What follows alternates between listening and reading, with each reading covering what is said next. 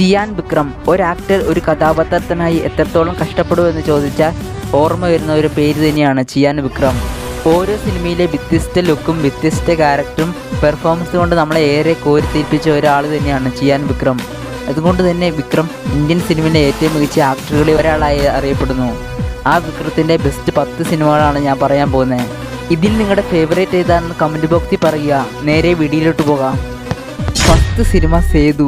1999 വിക്രത്തെ നായകനാക്കി ഇറക്കിയ സിനിമയാണ് സേതു. ഈ സിനിമ സംവിധാനം ചെയ്തിരിക്കുന്നത് വാലയാണ്. ഒരു കോളേജ് രൗഡിയായ ഒരു യുവാവിൻ്റെ ഇമോഷണൽ ലവ് സ്റ്റോറിയാണ് ഈ സിനിമയിൽ കടന്നു പോകുന്നത്. ஒரு காலத்துல ரொம்ப சந்தோஷமா இருந்தேன்.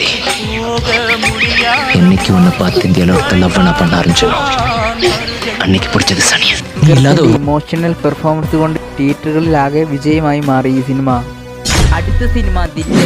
2001 പുറത്തിറങ്ങിയ ദില്ലി സംവിധാനം ചെയ്തിരിക്കുന്നത് ധാരണിയാണ്. ഒരു പോലീസ് ഓഫീസർ ആകാൻ സ്വപ്നം കാണുന്ന ഒരു യുവാവിന്റെ കഥയാണ് ഈ സിനിമ. காதலுக்கு கண்ணு இல்லைன்னு சொல்றாங்க. ஆனா உனக்கு தெரியுமா, அது காதலிக்க ஆரம்பிக்கிற வரைக்கும்.